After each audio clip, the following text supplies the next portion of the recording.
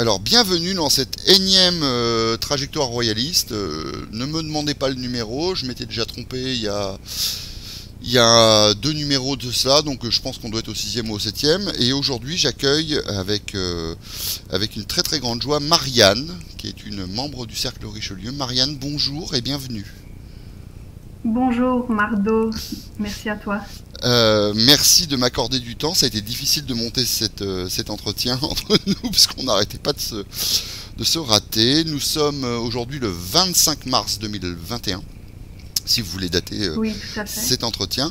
Euh, et donc, on va commencer par laisser Marianne se présenter comme à l'accoutumée. Donc, Marianne, peux-tu nous donner ton âge, ton contexte familial, enfin à peu près ta situation de vie aujourd'hui, pour que les gens puissent mieux cerner la personne que tu es. Très bien, je m'appelle Marianne, j'ai 35 ans.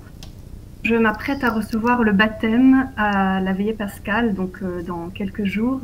Je suis très émue et très heureuse de ça. Je suis fiancée et donc je me marierai dans l'année et ce sera une année donc très très riche en sacrements puisque pour les adultes, on reçoit le baptême, mais le même jour aussi, enfin le même soir, la confirmation et la première communion. Donc ça fait déjà trois. Et le mariage, donc ça fera quatre. Donc je n'y crois quasiment pas. Ça me semble être un miracle, mais voilà, Dieu peut tout.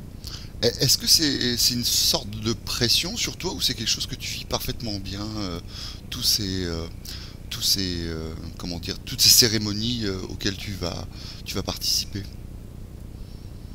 Ah, je le vis parfaitement bien parce que c'est moi qui les demande et dans le contexte covidique encore plus. Donc c'est pas du tout une pression. Oui, peut-être on pourrait croire que comme j'ai 35 ans, je me dépêche un peu. C'est une question légitime qu'on peut poser, que je me suis posée.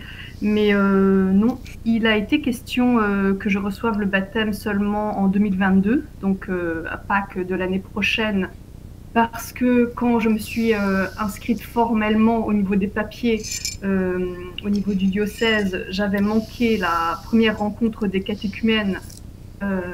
Et bon, bah, c'est la vie, hein, donc Tu peux préciser j'étais un petit peu. catéchumène pour l'auditoire, s'il te plaît? Oui, bien sûr, ce sont les adultes qui se préparent au baptême. D'accord. Donc, je n'ai pas eu la chance de naître dans une famille catholique, donc je n'ai pas été baptisée bébé. Mais il n'est jamais trop tard pour rencontrer le Seigneur et vouloir vivre avec lui.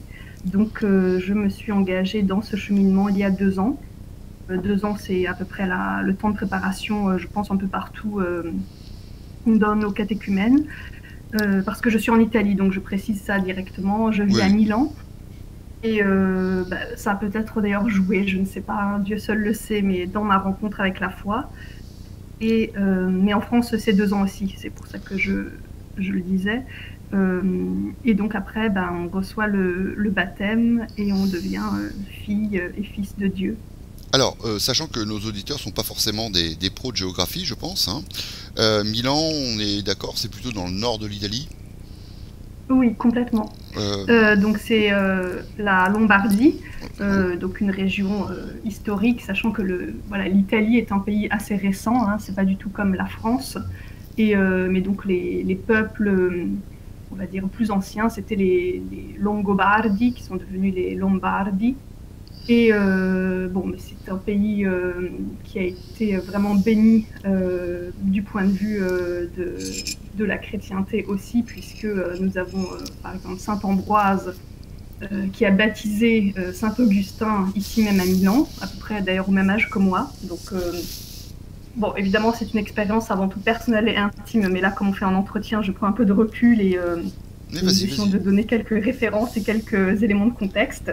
Donc, enfin, ça me réchauffe le cœur encore plus de penser que il y a combien 1700 ans à peu près, Saint Augustin, lui-même adulte, à peu près à 34 ans, recevait le baptême à Milan de Ok. Saint Ambroise directement.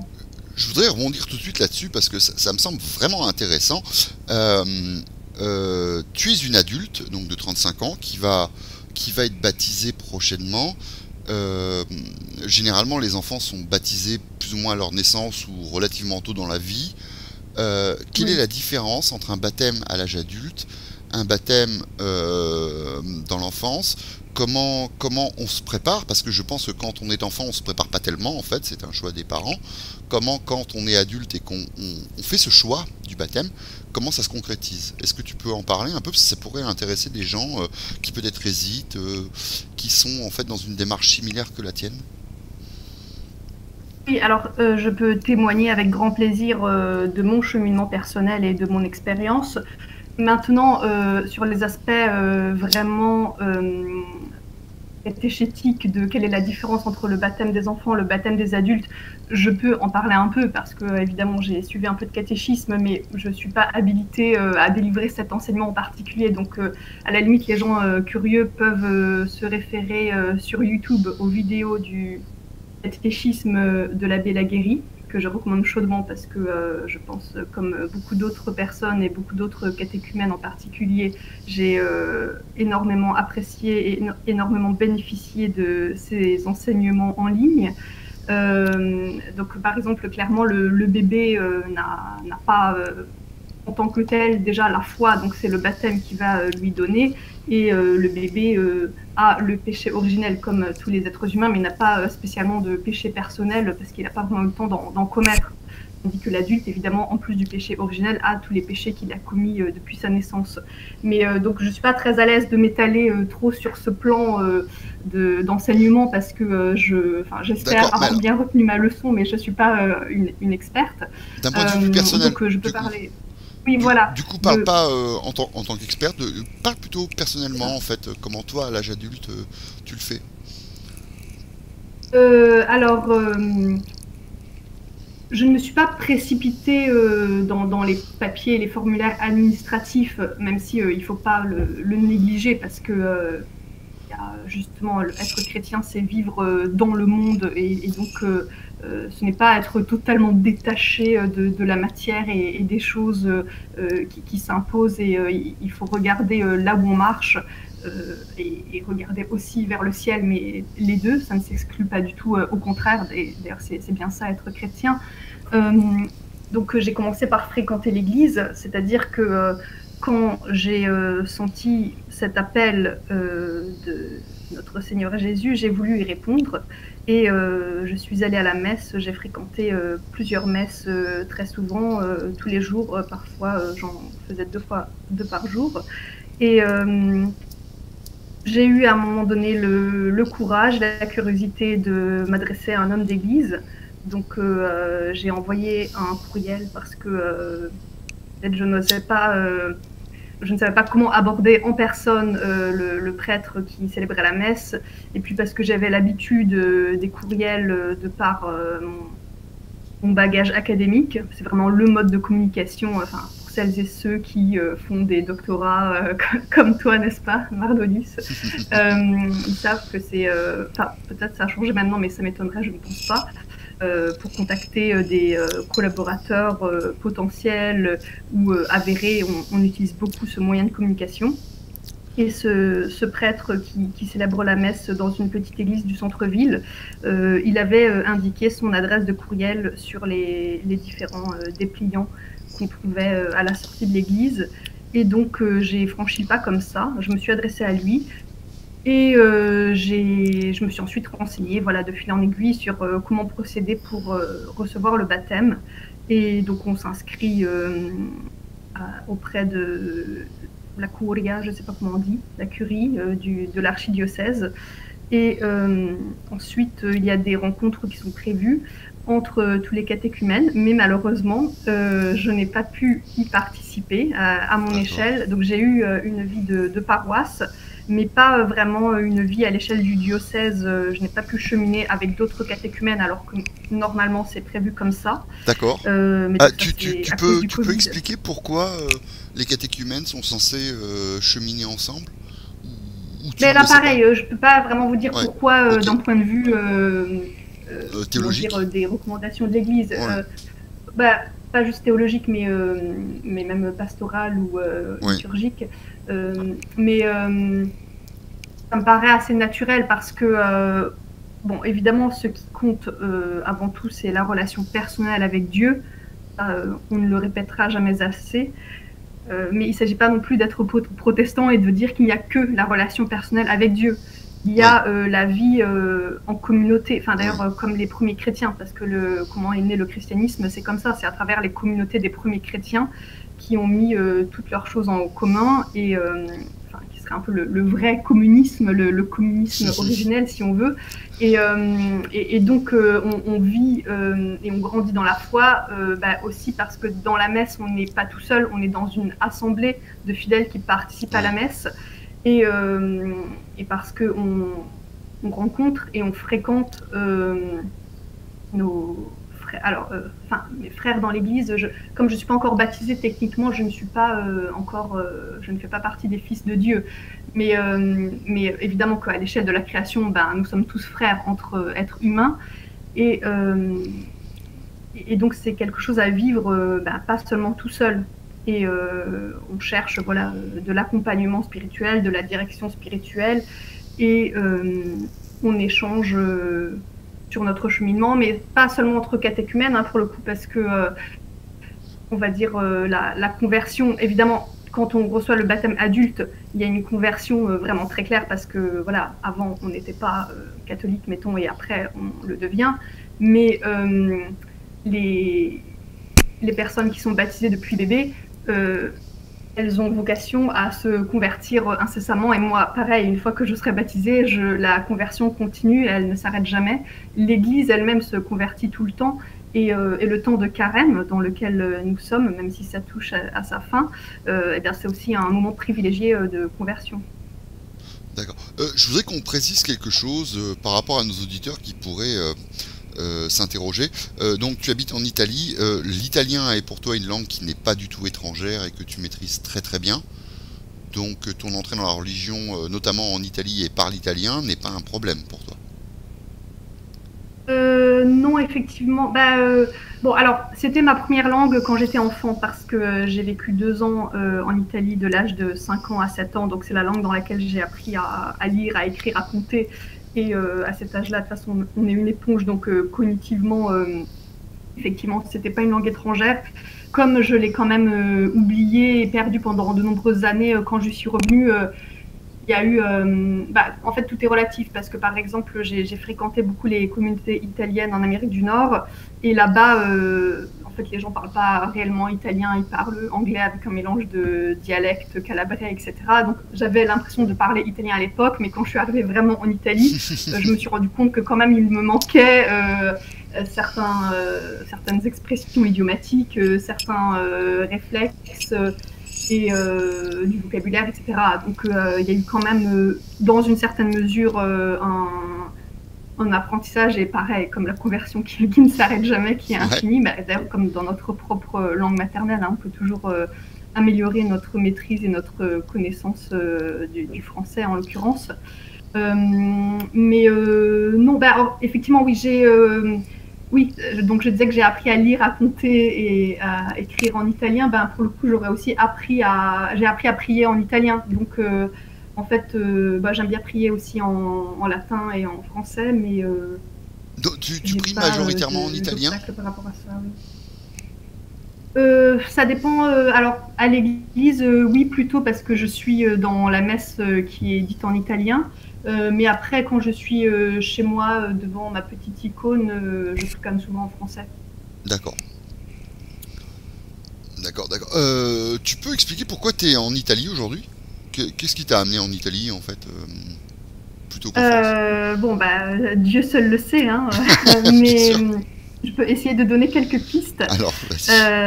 Alors, je suis restée très, très blessée de notre départ brutal de l'Italie. Donc, quand j'avais 7 ans, j'étais parfaitement intégrée à ma vie de petite fille, donc de 6 ans. J'allais à l'école et tout se passait très bien. Je faisais de la gymnastique rythmique et j'aimais beaucoup ça. Je pense que j'étais assez douée pour ça d'ailleurs. Et oui, à l'école, c'est très drôle d'ailleurs parce que, alors, c'était encore l'école très privilégiée du système italien qui aujourd'hui est évidemment mise à mal, un peu comme en France pour tout ce qui concerne les services publics. Et donc, on était dans la première classe d'élémentaire, seulement 15 élèves. Il y avait aussi un élève handicapé dont on apprenait à prendre soin et à respecter dans sa différence. Et je me rappelle qu'on était deux petits immigrés. Il y avait un petit garçon, Eduardo, qui était latino-américain, et moi. Et je crois qu'on était les meilleurs de la classe. Donc, comme quoi, l'enseignement était très bien fait, parce que techniquement, l'italien n'était pas notre première langue, enfin notre langue maternelle. C'était, je pense, nous quand même qui maîtrisions le mieux ce qui nous était transmis et enseigné. Je me rappelle aussi qu'il y avait un cours de religion auquel je n'étais pas inscrite puisque je n'étais pas catholique. Et je pense que j'étais assez envieuse des autres enfants, enfin, c'est-à-dire de 95% de la classe qui allait au cours de religion. Et ils avaient un cahier qui commençait par une photo d'eux lors de leur baptême. Et moi, je n'avais pas ça. Et à la place, je faisais des cours d'éveil scientifique, entre guillemets, on va dire, qui étaient absolument géniaux. Hein. On plantait des bulbes de jacinthe, je crois, ce genre de choses. Ah, l'éveil scientifique par la pratique. Très très riche. Oui, oui, oui, oui. Non, en fait, je pense que j'ai été dans la meilleure école de Pise, qui était la meilleure école de la Toscane, qui était la meilleure école de l'Italie, qui était la meilleure école du monde. Donc voilà, j'ai vécu dans ce petit paradis pendant 2 ans, et notamment l'année de mes 6 à mes 7 ans, donc à l'école élémentaire. Et quand nous sommes partis et que nous sommes arrivés en France, même si nous sommes tous français de culture, on va dire techniquement nous étions un peu comme des immigrés, nous n'avions pas vraiment de réseau, de famille proche, d'amis, de connaissances du système, de fonctionnement de milieux sociaux, professionnels. Vous étiez dans une sorte d'isolat social ? Oui, c'est ça, voilà. Et donc, je pense que j'ai gardé une nostalgie que j'ai guérie désormais, mais qui est restée comme une plaie ouverte pendant de nombreuses années chez moi. Et après, donc, je ne sais pas quelle étape sauter ou quelle étape développer, parce qu'elles rentrent toutes un peu en jeu. Mais alors, donc, je suis née au Canada, à Montréal, au Québec. Et je suis retournée là-bas plusieurs fois pendant mes études. Et après mon doctorat, j'ai commencé là-bas, on va dire, à travailler. Et j'ai vécu donc plusieurs années, de 2013 à 2018 notamment, jusqu'à arriver un peu au bout de cette logique voilà, libérale, libertaire, individualiste, alors, hédoniste. Je vais te canaliser un peu là, parce que tu pars dans tous les sens, tu donnes plein d'informations tout de suite et qui vont éveiller plein de questions chez plein de gens, notamment moi. Est-ce que tu peux décrire un peu la famille dans laquelle tu as grandi en termes de père, mère, leur fonction? Parce que tu pars au Canada, tu viens d'Italie, tu es française, tu as parlé de ton doctorat, on va y venir après à ton doctorat et ta formation scientifique. D'abord, je voudrais un peu qu'on revienne sur ta trajectoire de vie en tant qu'enfant, qui t'a amené à l'âge adulte, sur ta famille, ton contexte familial. Comment tu as grandi père, mère, éventuellement frères et sœurs, si tu en as. Parle-nous de ça, rapidement. Ma famille nucléaire, donc. Oui. Donc, ma famille est athée et apatride. Bon, c'est peut-être un peu exagéré parce que je pense qu'aujourd'hui, si je demandais individuellement à mon père, à ma mère, à ma sœur, êtes-vous athée et êtes-vous apatride, je ne pense pas qu'il répondrait forcément oui, comme ça, de façon claire et absolue. Mais on va dire que c'est, pour simplifier, c'est quand même mon sentiment et surtout celui que j'avais pendant mon enfance. Donc, mon père est professeur des universités en mathématiques. Donc il a fait lui-même des longues études scientifiques et je suis née quand il était encore étudiant. Ma mère aussi était étudiante en philosophie pour le coup. Et ma mère n'a pas travaillé à temps plein pendant mon enfance et jusqu'à aujourd'hui. Elle donnait des cours privés un peu par-ci par-là, en anglais, en français. Et nous étions voilà, un peu autarciques comme famille.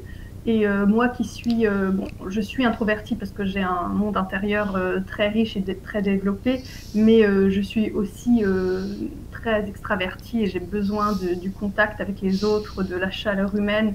Et j'ai toujours beaucoup regretté que ma famille ne soit pas plus en lien avec d'autres familles, avec d'autres milieux. En fait, tout simplement, on ne faisait pas partie d'un milieu. Parce que par définition, un milieu, ça suppose que c'est un peu plus étendu qu'une cellule familiale de famille nucléaire. Oui, donc tu avais un milieu naturel qui était que familial, mais tu n'avais pas forcément d'extension et de ramification voilà. sociale. Ok. Ça. Et donc après, par exemple, quand j'ai été jeune adulte, eh ben, j'ai cherché ce genre de ramification dans le milieu associatif, dans le milieu sportif, dans le milieu culturel, dans le militantisme politique, enfin, etc. Parce que j'étais vraiment en demande et en recherche de liens et un peu plus grands, même si je pense que la cellule familiale et doit être la cellule de base de la société, mais elle ne suffit pas non plus à l'éducation et à l'épanouissement d'un enfant, pour parler d'une façon je suis très... parfaitement d'accord avec toi. Je suis parfaitement... je suis tellement parfaitement d'accord avec toi que c'est... tu n'avais ni frère ni sœur. Est-ce que tu avais des cousins? Si. J'ai une sœur qui a 1 an et demi de moins que moi. D'accord. Et qui a sauté une classe parce que, soi-disant, enfin, elle dit elle-même que je lui ai appris à lire et à écrire. Donc comme elle savait déjà lire et écrire, ça servait à rien qu'elle fasse encore une année à la maternelle. Elle est allée directement à l'école élémentaire. Donc on avait un seul... c'est mon cas. Enfin, une seule classe de... D'accord. Et donc on a été toujours très proches, même quasiment fusionnels. On se ressemble beaucoup, mais on est très différentes à la fois. Et aujourd'hui, elle est retournée pour le coup rester au Québec, donc malheureusement je ne la vois plus beaucoup. Mais voilà, c'était son anniversaire avant-hier et aujourd'hui c'est l'anniversaire de mon neveu, donc je pense très fort à eux. D'accord, mais est-ce que tu avais d'autres, au-delà de la famille nucléaire, tes parents avaient peut-être des frères et sœurs, des cousins qui pouvaient interagir avec vous? Non. Pas du tout. Non, déjà parce que, enfin, mes parents ont des frères et sœurs, mais ces frères et sœurs n'ont pas été très féconds dans l'ensemble. Enfin, en tout cas du point de vue de la fécondité charnelle, oui, bien sûr. Objectif et du point de vue de la fécondité spirituelle, enfin, qui m'intéresse tout autant, hein, voire même plus. Les deux sont liés, quand même. Oui, il y a un lien, bien sûr, oui. Mais on va dire, si c'est le cas, en tout cas, je ne suis pas au courant. Mais surtout, ils n'étaient pas sur place parce que tous mes oncles et tantes sont au Canada. D'accord, ok. Donc beaucoup de ta famille au Canada. C'est très intéressant. Oui, au Québec et en Colombie-Britannique. D'accord. Du coup, ton père était professeur de mathématiques à l'université, donc et là je rappelle il est devenu au fur et à mesure de la carrière. Hein, ouais. Je rappelle que là, quand tu dis professeur, c'est un titre, hein, c'est pas l'enseignant. Hein.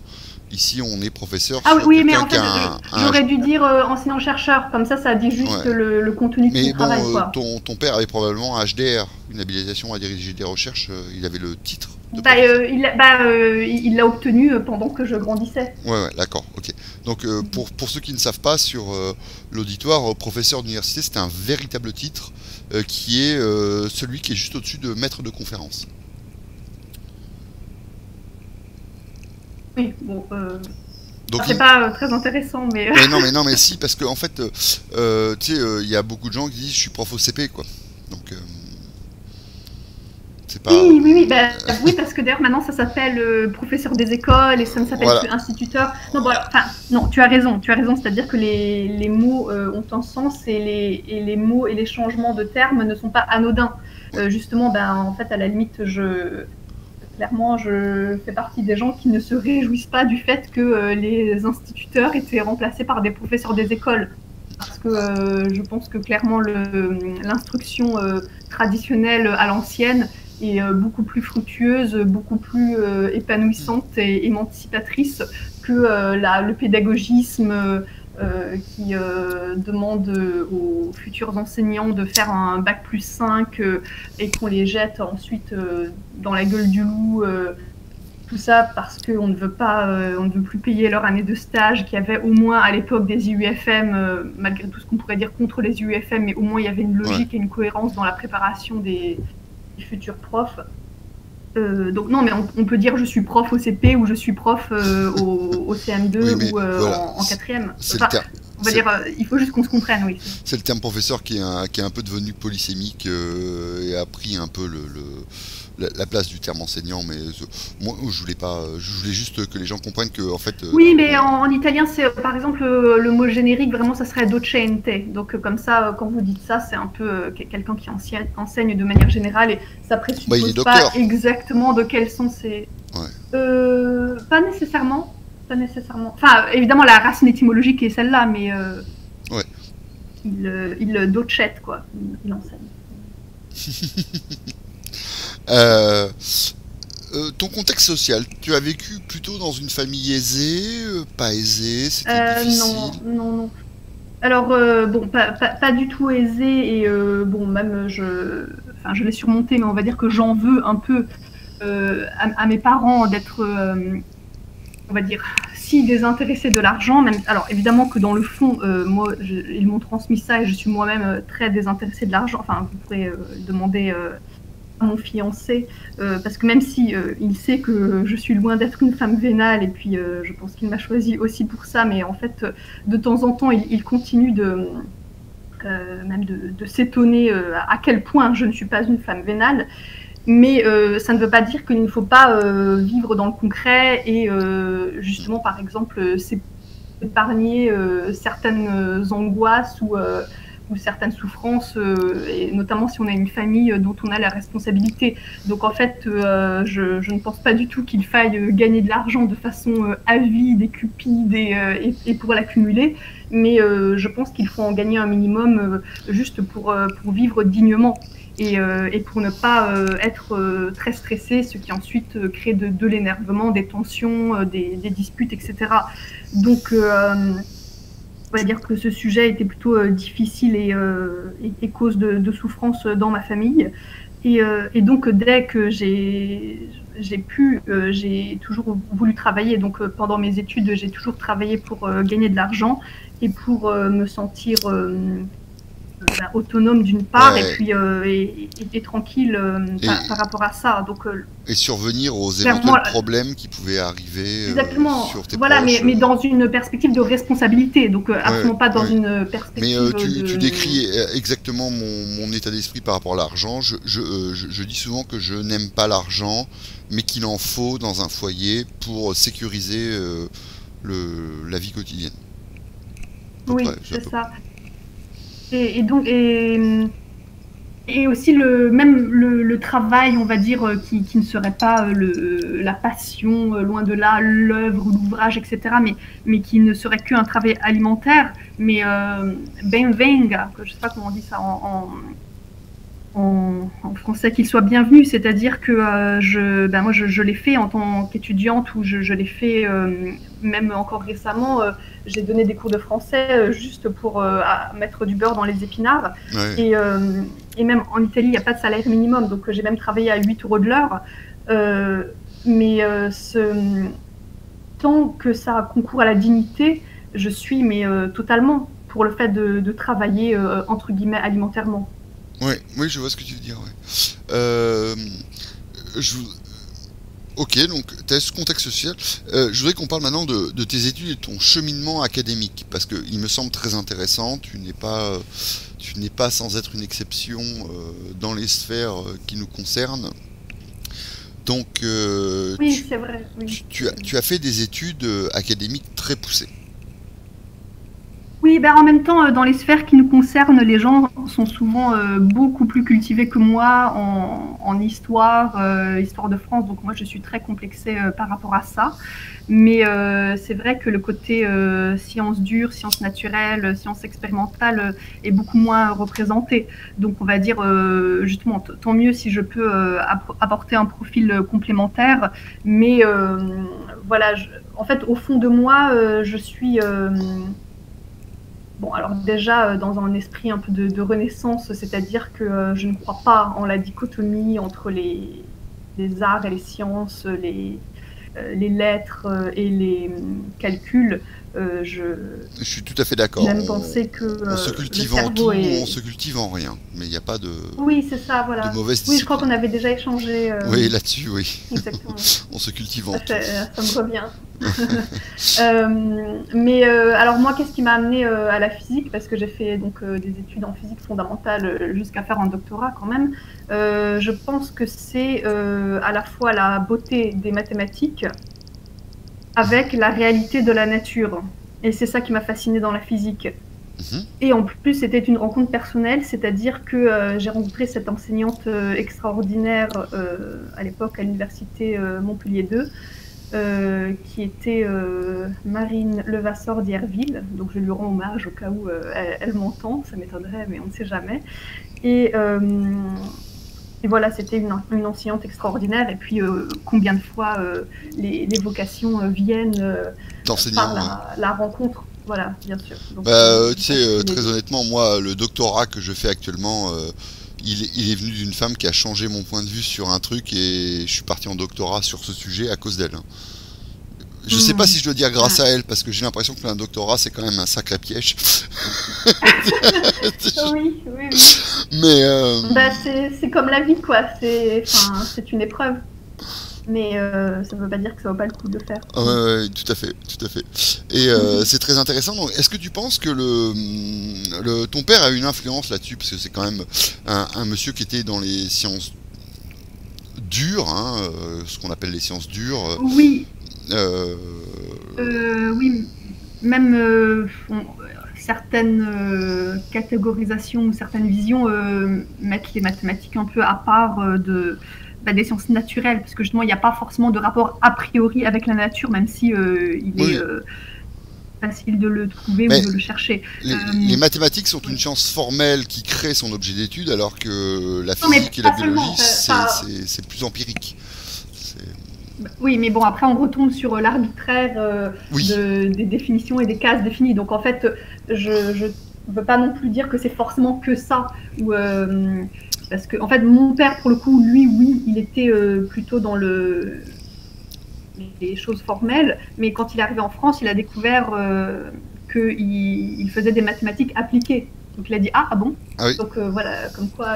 Mais parce que bon, c'est que ça dépend ce qu'on appelle. Enfin, même donc moi qui étais beaucoup entre l'Europe et l'Amérique du Nord, en fait, donc ce que j'ai fait dans ma toute petite carrière, puisque j'ai quitté le monde académique après 4 mois et demi de postdoc seulement, donc c'est quand même très limité. Mais ce que j'ai fait, on va dire, c'était de la physique, clairement en France ou en Italie, mais en Amérique du Nord, c'était plutôt alors soit des sciences atmosphériques et océaniques, voire c'est de intéressant. l'ingénierie en dynamique des fluides, voire des mathématiques appliquées parce que c'est dynamique non linéaire, donc théorie des bifurcations, etc.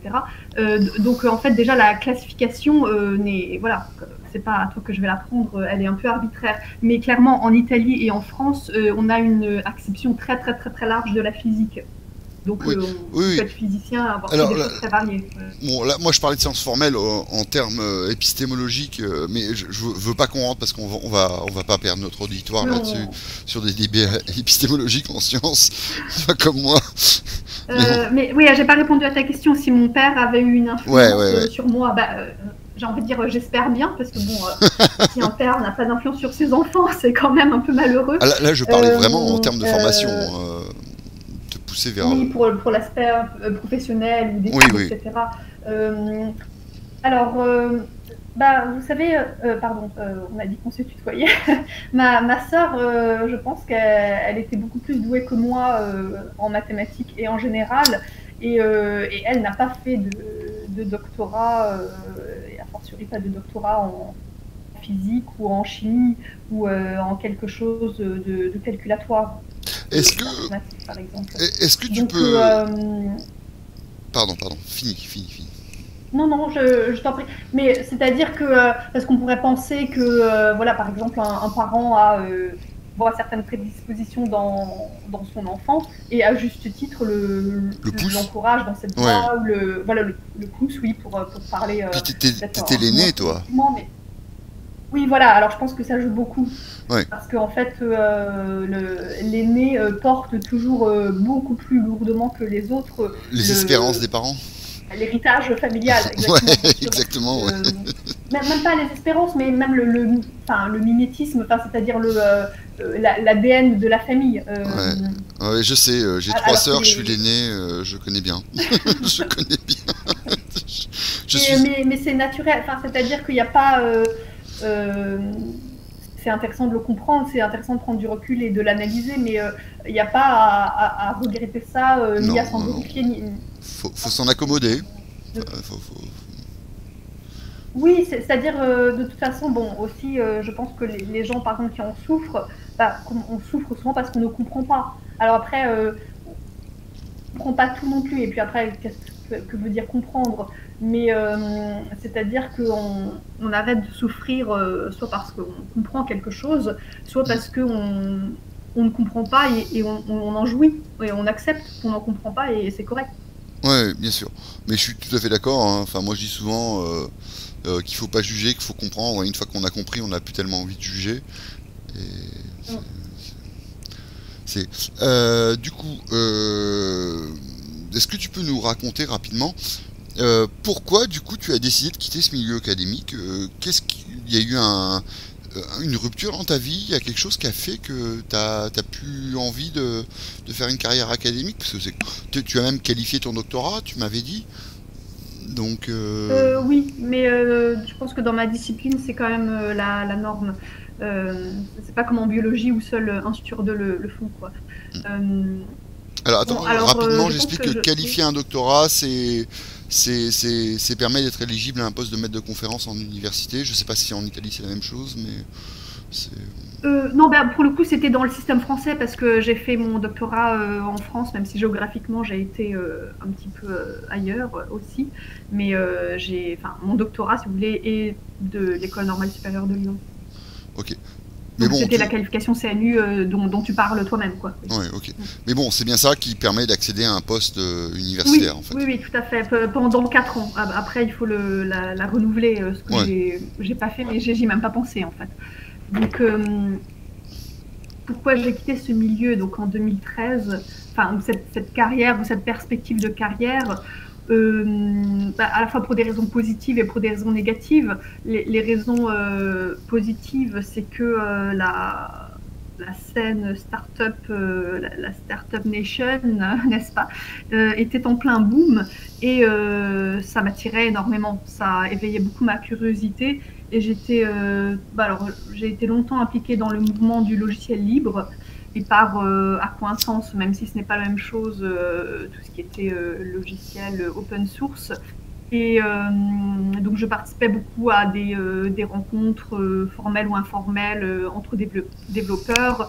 Je croyais beaucoup à l'éducation populaire, enfin j'y crois toujours, hein, à l'éducation populaire, mais j'en ai aussi tiré certains enseignements. Et donc je donnais des ateliers gratuits Ouais. sur la programmation pour que le citoyen lambda puisse comprendre un peu à quelle sauce il était mangé, puisque bon, de nos jours, notre vie est quand même fortement conditionnée par des algorithmes et leurs implémentations.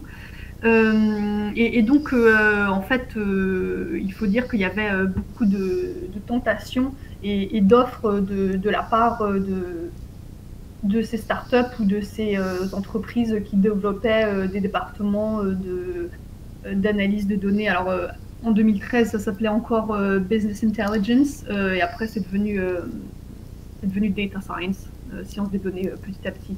Et bon, on va dire que ça fait partie de cette grande nébuleuse de l'intelligence artificielle, avec après le développement logiciel général. Oui, bon, moi j'en ai pas trop fait de ça, mais on va dire sans... Enfin, le truc c'est que rien qu'une régression linéaire, c'est déjà du machine learning, hein, si on veut.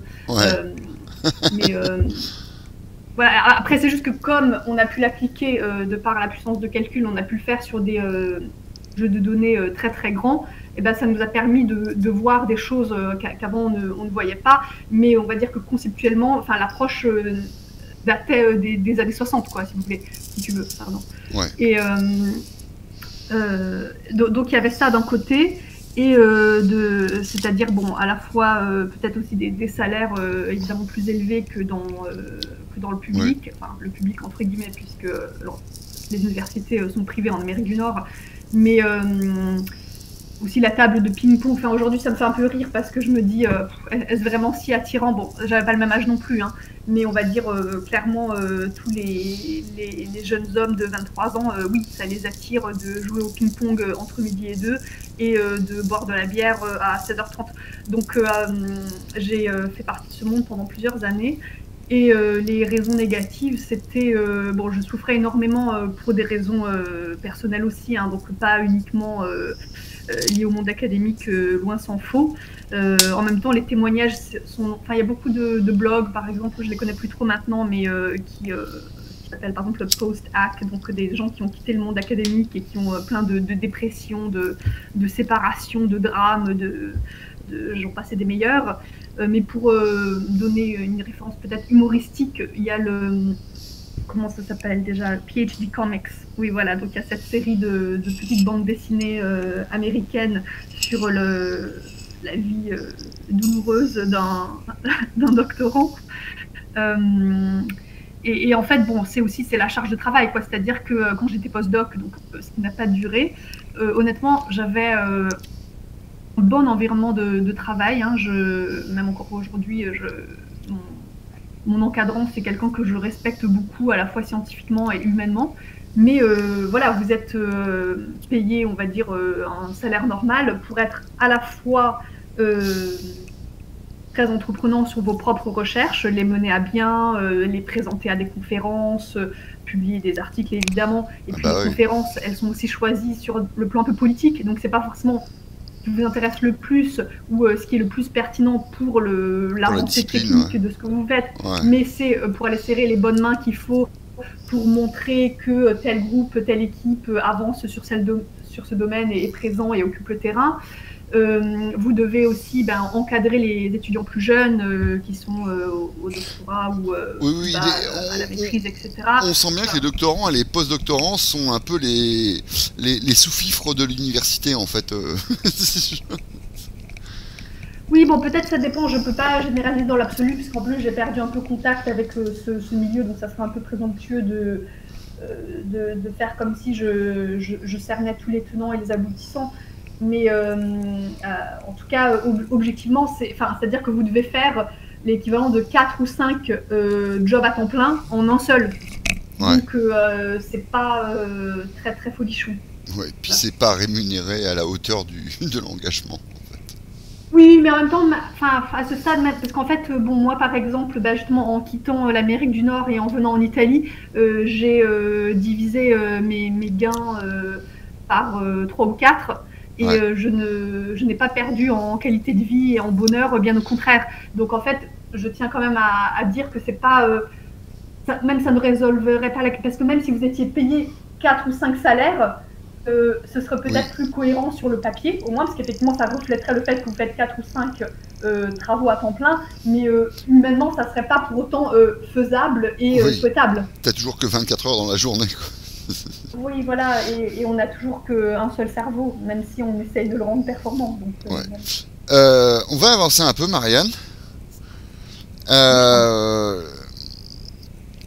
je voudrais parler de ta politisation. Comment tu t'es politisé dans ta trajectoire personnelle? Est-ce que tu es passé par d'autres choses? Tu me sembles très humaniste, très bienveillante dans beaucoup de perspectives. Comment tu t'es politisé? Est-ce que tu es passé par la gauche, par la droite? Enfin, si même ces critères-là ou ces boîtes-là sont pertinentes pour toi d'un point de vue réflexion. Comment t'as fait? À quel âge? Oui, alors je suis politisée depuis aussi longtemps que je me souvienne, hein. Je pense qu'à 5 ans, j'étais déjà politisée. Mais dans le sens où j'avais une conscience écologiste. D'accord. Donc pendant mon enfance, j'ai fondé un club nature. J'essayais de comprendre comment on pouvait préserver la planète Terre et les espèces en voie de disparition. J'accumulais toutes mes petites économies pour pouvoir parrainer un spécimen de, voilà, de baleine. Je crois que ça n'avait pas été possible malheureusement, mais j'avais dû me rabattre sur quelque chose de plus humble. Et je ramassais les déchets. Bon, donc évidemment, j'étais très jeune et donc je me suis insérée dans ce qui existait, ce qui aujourd'hui me semblerait totalement aberrant, mais c'est-à-dire que toutes ces multinationales qui font des opérations avec le WWF, dont j'ai été membre plusieurs années, mais j'avais 15 ans, hein, soyons clairs, moi je suis allée voilà, dans les carrefours, parler, prêcher le discours écologiste, etc. Ouais. Bon, c'était aussi une autre époque, hein, donc en fait, comme nous expliquerait Jean-Marc Jancovici, Ouais. de toute façon, comme les paramètres ont changé, ne serait-ce qu'en 2012, il y avait certains actes qui pouvaient être posés et qui auraient réellement changé la trajectoire par rapport à la dérive climatique. Et aujourd'hui, c'est pas que c'est plus possible de les poser, c'est juste que ça ne suffira pas et que Oui, c'est déjà acté. sur l'adaptation. Voilà, J'en profite rapidement. système, Tu as cité Jean Covici. Alors moi aussi, c'est une de mes références en matière de climat et d'écologie. Jean Covici, c'est un ingénieur qui a travaillé sur les problèmes d'énergie et de climat. Donc si vous ne le connaissez oui. pas, allez voir ses conférences. C'est quelqu'un qui me semble très très très pertinent et qui mérite d'être écouté, si vous ne l'avez pas fait. Tu es d'accord, Oui, Marianne? moi, donc, tout à fait, oui, après, je pense que justement, depuis le temps qu'il rôde ces conférences grand public, justement, elles sont devenues grand public parce que, honnêtement, en 2006, moi, je me rappelle que je l'écoutais, je ne sais pas si c'était forcément accessible, mais je ne dis pas ça pour critiquer, bien au contraire, parce que je pense que fondamentalement, puis j'ai déjà évoqué l'idée d'éducation populaire, je me suis énormément frottée à tout ce qui est vulgarisation scientifique, et pas que j'y crois ou que je n'y crois pas, mais c'est qu'en fait, par définition, non, je ne peux pas te greffer mon cerveau là comme ça à l'instant. Ça ne veut pas dire qu'on ne peut pas donner des pistes, des Ouais. images intuitives, etc. Mais à un moment donné, déjà, il faut faire le boulot derrière, d'une part, et puis après, en plus, non, on n'a pas tous les mêmes talents, donc on n'a pas tous les mêmes prédispositions pour pouvoir s'adonner à ce genre de travail et de calcul et de réflexion. Et évidemment que oui, modulo ce que je viens de dire, je recommande tout à fait l'information qu'il met à disposition et les éclairages qu'il donne. Mais donc oui, je me rappelle qu'en 2006, j'écoutais ce qu'il disait et j'avais même envisagé à l'époque de faire une thèse chez EDF, enfin en partenariat avec EDF, disons. Donc il y avait l'idée, non seulement évidemment technique et scientifique, mais il y avait aussi un peu on va dire, l'aspect politique dans le cadre de l'état stratège sur l'énergie nucléaire. Donc j'étais dans la gauche de façon sociologique, hein, c'est-à-dire que je me suis même pas posé la question quand j'étais jeune, est-ce que je devrais être de droite ou de gauche. Enfin, j'étais de gauche par défaut, si vous voulez. Et ce qui est très très drôle, c'est que quand j'avais 20 ans, je remarquais quand même dans le discours des uns et des autres que les gens de gauche avaient beaucoup tendance à mettre en avant le fait qu'ils étaient de gauche. Genre, mais moi je suis de gauche, je veux une politique de gauche, etc. Et en revanche, les gens de droite je dis pas que c'est jamais le cas, mais en tout cas, c'était en proportion. On entend beaucoup moins souvent dire moi je suis un homme politique de droite, moi je suis de droite, moi je veux une politique de droite. Et je me disais, c'est bien la preuve que en fait, être de droite c'est pas bien et être de gauche c'est bien parce que sinon, il mettrait en avant le fait d'être de droite. Et en fait, cela, j'ai compris pourquoi, quand on est de droite, on n'a pas besoin de dire qu'on est de droite. C'est parce que, en fait, alors, bon, ça va nous amener au royalisme sans. On va y aller, on va y aller, on va y aller, t'inquiète pas. Je compte sur toi. Alors oui, là, excuse-moi, parce que donc je ne raconte plus vraiment chronologiquement comment ça s'est passé pour moi, mais en fait, il est évident que sous l'Ancien Régime, il n'y avait pas les catégories de pensée de droite et de gauche. Il y avait peut-être déjà des remises en question de certaines dominations. Il y a eu des jacqueries. Et donc ça, alors bon, moi j'utilise les catégories de Jean-Claude Michéa. On s'y retrouve un peu. Ouais. Évidemment, ça reste un modèle, donc je n'ai pas de fétichisation par rapport à cette lecture bleu, blanc, rouge. Présente l'auteur rapidement, qui c'est pour nos auditeurs, pour qu'ils sachent. Non, je peux présenter directement la grille de lecture bleu, blanc, rouge, mais Jean-Claude Michéa, il était professeur de philosophie dans un lycée de Montpellier, si je ne m'abuse. Maintenant, il est retraité, donc il est quelque part dans les Landes, dans la vie rurale et dans la France périphérique délaissée et appauvrie. Et il a publié quelques livres parce que des amis à lui lui ont dit compile tes réflexions parce que ça vaudrait le coup. Et ce n'est même pas écrit d'une façon vraiment linéaire et comme quelqu'un qui a le projet explicite de faire un livre, c'est écrit avec des commentaires et des scolies. Donc on va dire que les notes de bas de page, si vous voulez, sont plus importantes quasiment que le texte en lui-même. Donc oui, bon, je le recommande aussi. C'est facile à lire et c'est très rafraîchissant parce que ça permet de beaucoup mieux comprendre l'impasse de la vision droite-gauche. Même si c'est pas non plus pour la remplacer, voilà, comme je disais avant, c'est pas pour fétichiser bleu, blanc, rouge, mais j'y viens. Donc en fait, la droite, donc la vraie droite, donc évidemment pas la droite républicaine, mais ce serait les blancs, donc les royalistes que nous connaissons, et ce serait attaché notamment à la notion de patrimoine. Tandis que les rouges, donc ce que certains pensent être la gauche, mais qui n'est pas du tout la gauche, que j'ai évoqué à l'instant là, ce serait les héritiers ou les initiateurs, pour le coup, du socialisme, communisme, anarchisme, donc cette tradition-là, et ça serait associé au travail, c'est-à-dire dans la vision par exemple marxiste, capital-travail, le travail est rouge et le capital est bleu. Et donc le bleu, c'est la gauche, et c'est le capitalisme, le libéralisme et l'individualisme. Donc voilà, moi encore une fois, je ne tiens pas non plus à voir tout à travers ce prisme-là, parce qu'en fait, in fine, je n'ai même pas besoin de la catégorie de droite pour penser ou pour identifier, encore moins. Mais je trouve que déjà, donc en plus avec le moyen mnémotechnique du drapeau français, bleu, blanc, rouge, on peut se rappeler que donc bleu c'est la gauche, blanc c'est la droite, et rouge c'est les rouges. Mais c'est pas parce qu'il y a eu une union, une alliance pragmatique entre le bleu et le rouge, donc entre la gauche et le socialisme pendant 70 ans, donc très grosso modo de 1895 à 1965, c'est pas parce que donc ça a dominé cette période encore très fraîche dans nos mémoires que c'est la même chose et que ça a les mêmes soubassements. Parce qu'en fait, la gauche serait du côté du capital, les rouges du côté du travail et les blancs du côté du patrimoine. D'accord. C'est marrant.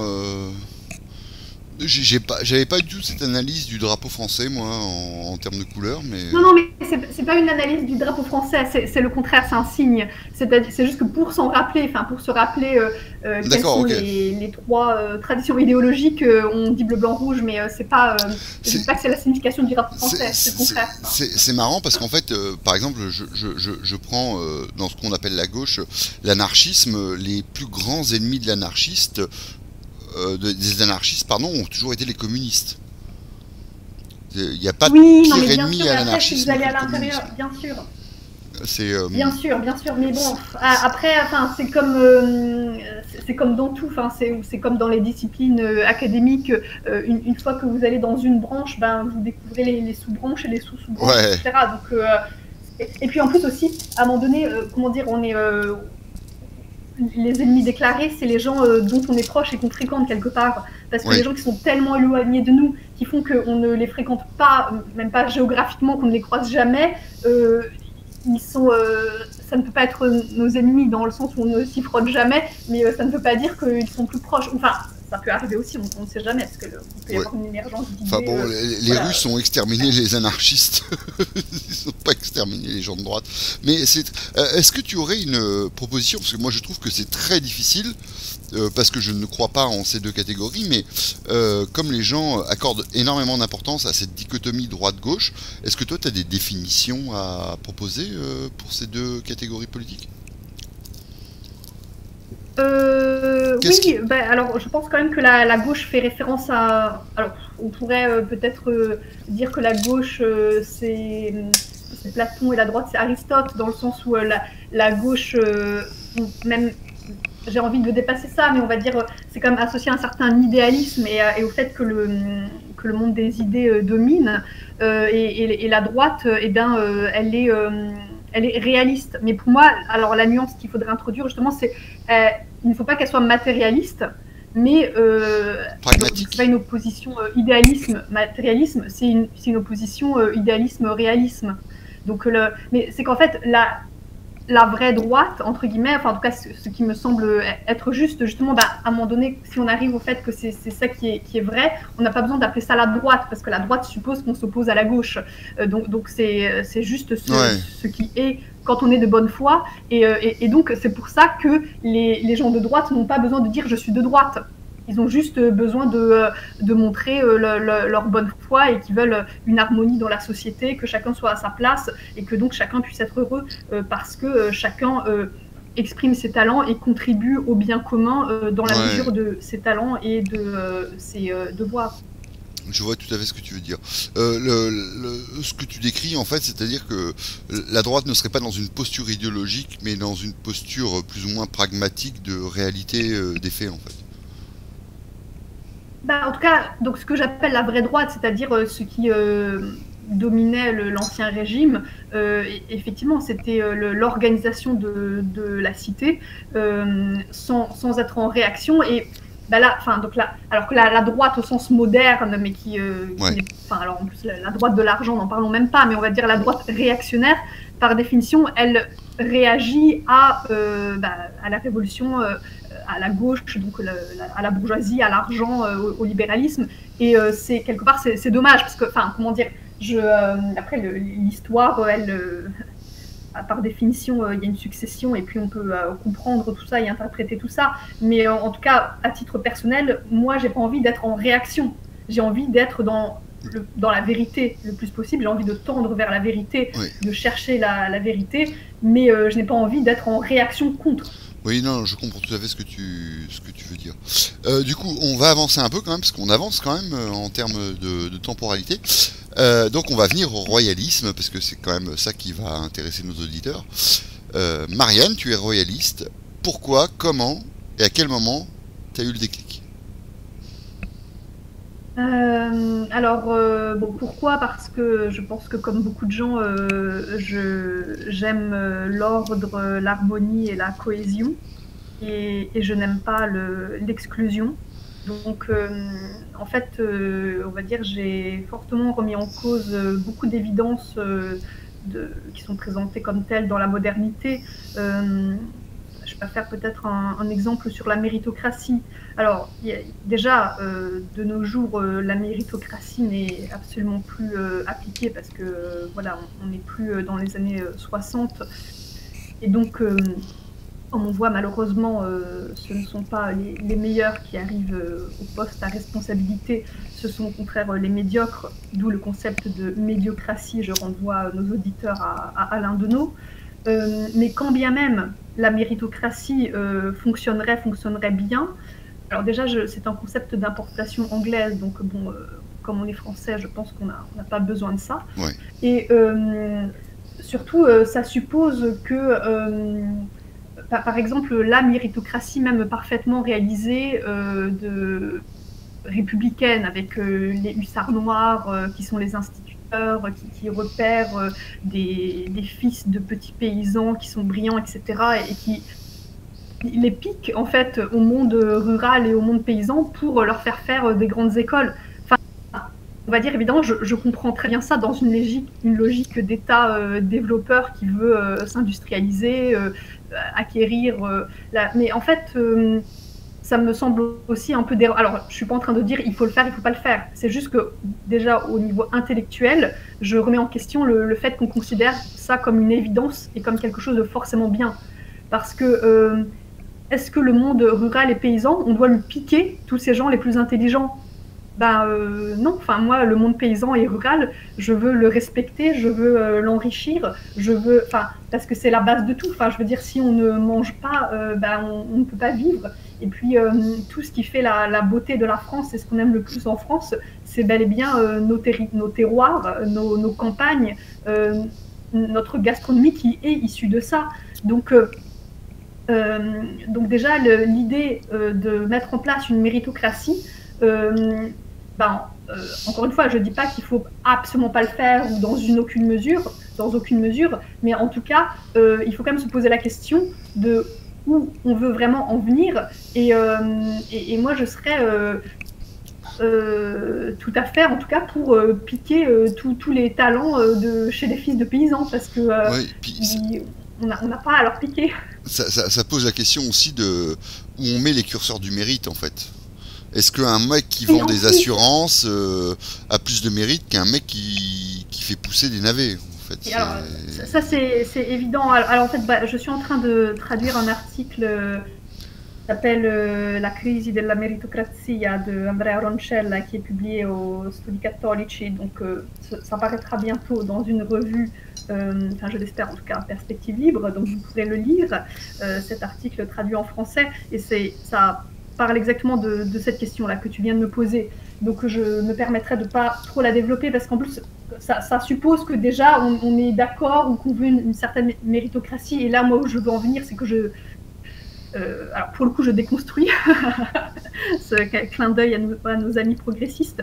Mais c'est-à-dire, je remets en cause tout ce paradigme républicain et moderne, comme j'ai dit, au moins intellectuellement, pour en arriver à qu'est-ce qui est vraiment important. D'ailleurs, c'est à ça que, je pense, comme je demande le baptême, que en tant qu'être humain, nous avons vocation à vivre avec Dieu, en Dieu et pour Dieu, mais aussi, donc on va dire dans l'absolu, parce que c'est comme ça qu'on peut être heureux, mais là, je crois que je me suis perdue, là. Je voulais faire un lien... Bon, pardon. C'est pas grave. Je te repose une question, je te relance. Tu parlais de royauté en disant que tu recherchais l'harmonie, etc. En quoi, selon toi, la royauté apporte une harmonie que la République n'apporterait pas? Justement parce qu'il y a des corps de métier bien identifiés et on ne dit pas en permanence mais il faut donner sa chance à tout le monde pour rebattre les cartes en permanence. Donc ça, en fait, l'idée libérale, l'idée moderne qui est née avec le libéralisme, auquel a succédé le socialisme puis le fascisme, parce que ça ne pouvait en être qu'un signe, on va dire à la base c'est la modernité tout simplement. Nous fait croire que déjà que nous devrions nous définir nous-mêmes, que nous devrions choisir nous-mêmes, alors que...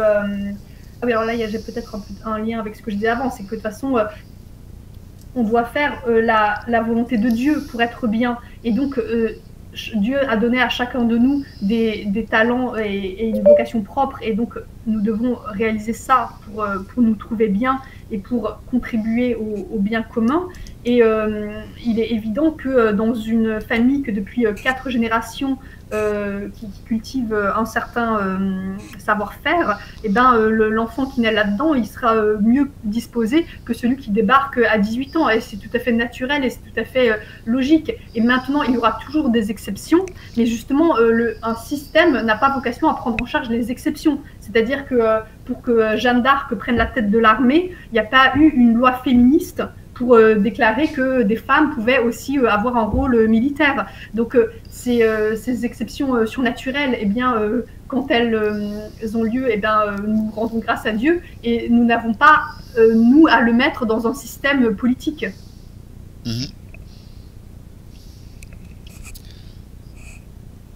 Comment t'en es venu au royalisme?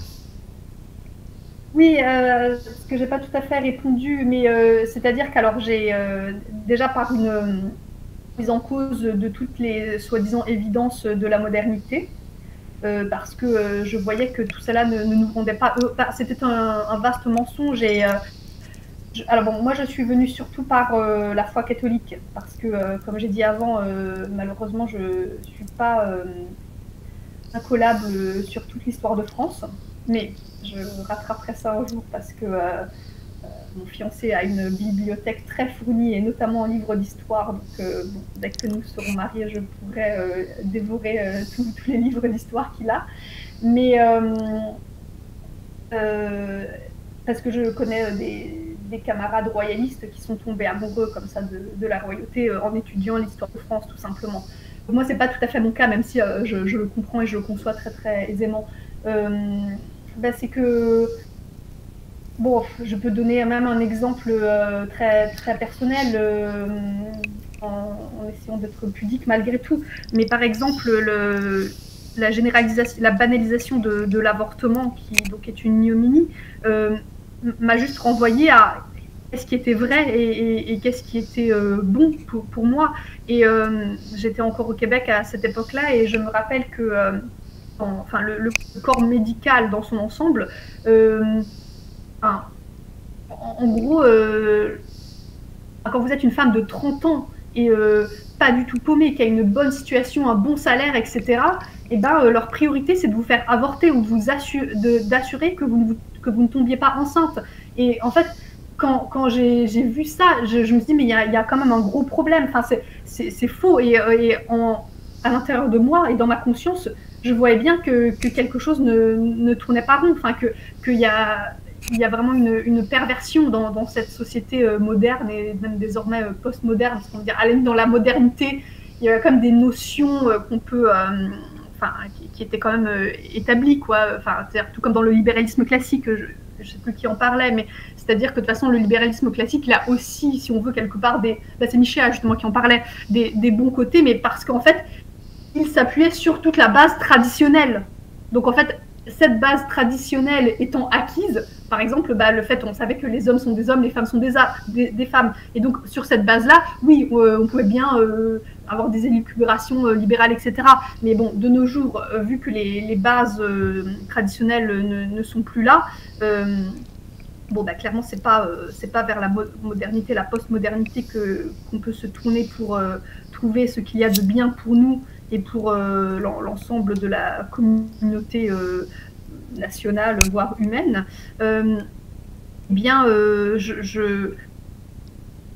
Alors, donc ça, c'était sur le plan politique, c'est-à-dire que j'ai vu qu'on était dans un système qui était fait pour que que les femmes de 30 ans bien portantes, gagnant un bon salaire, étant dans une bonne situation, pas du tout en rupture familiale, pas du tout toxicomane ou quoi, n'aient pas d'enfants, ne tombent pas enceinte et avortent si elles tombent enceintes. Donc, si vous voulez, on va dire un peu naturellement, les clignotants se sont allumés, et très naturellement, je suis allée vers tout ce qui était idée ou mode de vie mise en avant du monde traditionnel. Ok. parce que je l'ai senti dans ma chair. Enfin, c'est-à-dire que c'était, enfin, je pourrais donner d'autres exemples, mais celui-là me paraît tellement, enfin, comment dire, balayer tout le reste. C'est-à-dire que c'est le mensonge et le mal incarné que on veuille. D'ailleurs, c'est ce que faisaient, je crois, les Cathares, ou enfin tout un tas de sectes hérétiques au cours de l'histoire. Et donc, le fait d'être confronté à ça à nouveau dans notre époque, eh ben, fait que je dois me tourner vers ce qui est vrai et ce qui est bien. Comment ça se manifeste aujourd'hui dans ta vie de tous les jours d'être royaliste? Est-ce que ça change quelque chose ou pas du tout? Bon, alors, il y a pour moi l'ambiguïté du fait de vivre en Italie, mais comme je vais me marier en France, en fait, je retournerai en France dans quelques mois. En Auvergne? Et donc, cet aspect-là sera... Non, en Alsace. Je plaisantais. Pas en Auvergne. Je plaisantais. Qu'est-ce qu'il y a de si drôle avec... J'ai vécu en Auvergne pendant que j'étais petite. C'est très bien l'Auvergne. De toute façon, est-ce qu'il y a des mauvaises régions en France? Je ne crois pas. Non, mais j'ai entendu une conférence très intéressante de Academia Christiana récemment, qui était basée sur les analyses d'Emmanuel Todd, que je connais assez bien aussi et dont je m'inspire beaucoup aussi, et qui identifiait quand même des régions quand même plus favorables que d'autres pour la construction, pour la restauration de la France, quoi. D'accord. Et donc, si je me rappelle bien, alors en fait, le trio de tête, c'était la Bretagne au sens large, en fait, donc le Grand Ouest, enfin, c'est-à-dire la Bretagne de la Vendée jusqu'à la Normandie, ouais. La Savoie, l'arrière-pays provençal. Et bon, d'ailleurs, c'est trois régions où j'aimerais beaucoup vivre, mais bon, on peut pas se... Tout ce qui est loin de Paris, en fait. Hein. Bah oui, évidemment, oui, c'est ça. En fait, tout ce qui est loin du bassin parisien au sens large, parce que c'est de là que vient la France révolutionnaire, d'ailleurs. Et sinon, après, l'intervenant, ouais, pardon de ne pas avoir mémorisé son nom, mais je pourrais donner le lien au cas où pour la... Personne ne t'en tiendra à rigueur, ne t'inquiète pas. D'accord. Il avait aussi mentionné en second lieu, je crois, l'Alsace et peut-être d'autres régions où il y avait encore de beaux restes, donc je m'en réjouis. Mais oui, donc qu'est-ce que ça change dans ma vie? En fait, bon, pour être honnête, c'est plutôt le fait d'être catholique de manière plus générale et le fait d'être royaliste découle du fait d'être catholique, comme tu l'as compris dans mon cas. Donc on va dire qu'il y a quelque chose en amont. Et oui, d'ailleurs, même je ne suis pas très très active, vous l'aurez peut-être remarqué, membre du Cercle Richelieu sur le Discord. Je suis là tous les dimanches pour le chapelet. Mais à part ça, j'avoue que j'ai pas trop investi les discussions et voilà, les autres activités. Mais donc, être catholique, c'est à chaque instant voir qu'on a le choix entre la vérité et la mondanité. Et c'est essayer de choisir la vérité chaque fois plutôt que la mondanité. Alors je dis pas que j'y arrive chaque fois ou que je le fais chaque fois, mais en tout cas c'est avoir ça chevillé au corps et dans le cœur. En plus, avec ta formation scientifique, la vérité, tu as difficilement loisir de t'en émanciper en fait. C'est quasiment... Oui, alors c'est vrai, ça on pourrait faire ce lien que j'ai pas fait, en tout cas pas encore, c'est-à-dire que même quand j'étais de gauche et que j'étais plus jeune et dans une autre sociologie quelque part, oui, je cherchais la vérité, donc j'étais dans un cheminement vers la vérité, donc à travers la science, parce que c'est vrai que pour le coup dans la modernité, c'est dans l'approche scientifique qu'on présente et qu'on offre la possibilité de se mettre à la recherche de la vérité. Et puis après, petit à petit, j'ai vu, alors même avant d'être catholique, en fait, j'avais une démarche par rapport à la spiritualité, donc un peu comme tous les occidentaux modernes et un peu paumés, je me suis tournée vers les spiritualités orientales, tout ce qui découle de l'Advaita Vedanta, et ça m'a apporté, hein, je ne le renie pas, mais d'ailleurs, il y a dans toutes les religions référencées des parcelles de vérité. Donc ça peut permettre de cheminer, en tout cas ça a été mon cas. Et puis jusqu'à trouver la vraie religion et le vrai Dieu. Mais oui, dans ma vie quotidienne, ça fait que déjà, je vais à l'église assez souvent, et même malgré le confinement, que je demande conseil à la fois à Dieu directement et dans l'église, parce qu'on n'est pas protestant. Et donc, j'essaye de... En fait, rétrospectivement, je pense que quand j'étais plus jeune et que j'étais de gauche, j'étais dans une arrogance, une présomption et une hubris assez prononcée, enfin, qui est encouragée par toute l'idéologie mainstream, parce qu'on vous dit en permanence soyez vous-même, pensez par vous-même, choisissez vous-même, décidez vous-même, etc. Et alors que désormais, je sais que c'est pas ma volonté qui doit être faite, c'est celle du Seigneur. Est-ce que ta famille est au courant ou tes proches sont au courant de ta position royaliste? Comment ça influe sur leur regard sur toi, si ça influe d'ailleurs, parce que peut-être qu'il y a un total respect là-dessus. Non, alors bon, je me lève pas le matin en disant je suis royaliste et je fais pas du prosélytisme, en tout cas pas direct auprès de mes proches.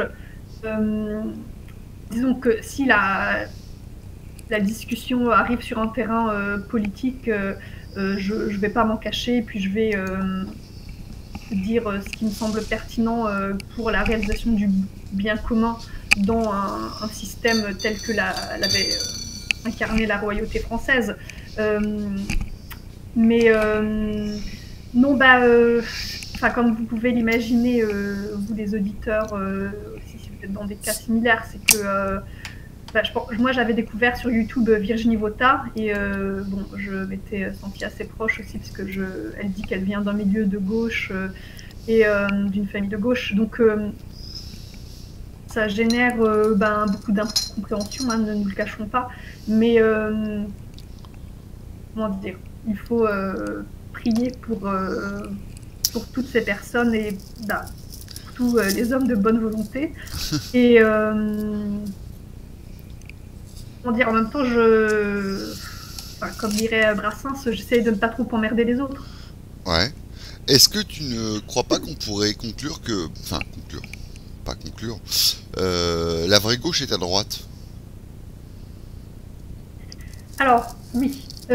C'est-à-dire, alors ça c'est un axe sur lequel je me positionne assez volontiers, c'est-à-dire quelque part c'est l'alliance des blancs et des rouges, c'est-à-dire en fait quelque part ça serait le vrai anticapitalisme, c'est-à-dire que à l'opposé de la logique de l'échange, du capital triomphant, on a un mode de vie traditionnel basé sur l'usage et où effectivement on va dire un zadiste peut rejoindre un royaliste. D'ailleurs je me rappelle de l'entretien que tu avais eu avec Lucie, que je me permets de saluer chaleureusement à cette occasion, et on retrouvait ça un peu dans son parcours, et c'est pas totalement surprenant. Et d'ailleurs, moi-même, oui, effectivement, c'est-à-dire que l'idée d'avoir les mains dans la terre pour déjà subvenir à la base de la nécessité qui est le fait de manger, le fait par exemple, justement d'accueillir la vie et donc d'être dans la nature et pas dans la contraception et l'avortement, ce sont des réalités tellement tangibles, tellement concrètes et mais pas basse, au contraire, qui nous élève en même temps, où toutes les personnes de bonne volonté peuvent se retrouver. Et donc, à la fois, les gens qui peut-être se croient de gauche, parce que ils ont été habitués à prendre cette étiquette-là, et qui, comme moi quand j'étais jeune, étaient de gauche par anticapitalisme, on va dire, de mainstream. Mais c'est là où on retrouve aussi la vraie droite, qui est celle qui vit proche de la terre, dans les valeurs familiales, traditionnelles. comme la vie de village dont je pense la majorité des Français rêvent en fait, enfin dire au fond de nous, enfin Oui. dans l'âme de tout Français, eh ben il y a ce désir de pour les femmes d'aller au lavoir et de retrouver les autres femmes et de discuter pendant que les hommes font des travaux qui sont physiquement trop difficiles pour nous et d'avoir la vie conviviale de Tu connais pas après ma la femme. messe Tu connais pas ma de femme. boire du bon vin et de manger du bon fromage. Enfin, oui, pardon. Tu connais pas ma femme. Je veux dire qu'elle n'a pas les mêmes aspirations. Ouais, non, non. Mais non, elle est pas. Bon, je sais pas si elle est de droite ou de gauche, mais elle est pas comme ça. Oui, mais voilà, en fait, je pense que là aussi, ça ne m'intéresse pas beaucoup et je pense que la plupart des Français, ça ne les intéresse pas non plus d'être de droite ou de gauche. Ouais, je pense qu'ils veulent vivre juste une vie digne et simple.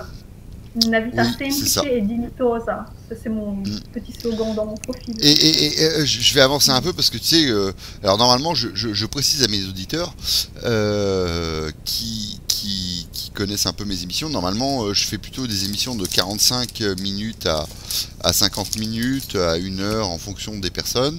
On est à 1h20 quasiment avec Marianne, mais je ne peux m'empêcher de continuer parce que il y a un tel plaisir sur le fond et la forme d'interviewer cette jeune femme et je vais pas m'en priver, donc vous aurez une vidéo très longue. Ou alors tu fais un montage non, mais il n'y aura pas de montage, il n'y a rien à couper dans ce que tu dis, tout est intéressant. Tes perspectives sur le royalisme. Tu t'inscris dans le royalisme, tu le vois à terme de ta vie, tu le vois à terme plus long, l'éventuelle restauration d'une royauté en France. Comment tu te places par rapport à ça? Est-ce que tu te places comme quelqu'un qui veut vivre comme royaliste mais qui sait qu'on n'aura pas de royalisme parce que la République nous pourrit? Est-ce que tu penses qu'il y aura une restauration à un moment? Comment tu te vois ça? Bon, je vois ça par étapes parce que, bon, j'avoue, j'aimerais éviter un bain de sang. Je suis le même. On n'est pas très loin de la guerre civile, malheureusement, mais justement, je pense qu'il faut quand même tout faire pour l'éviter. Et donc, en fait, il s'agit avant tout de restaurer la France. Donc, c'est-à-dire un peu les bases de la souveraineté. En fait, donc il faut enlever évidemment tout ce qui est Union européenne, tout ce qui est euro, tout ce qui est libre-échangisme forcené. Il faut des frontières, une armée.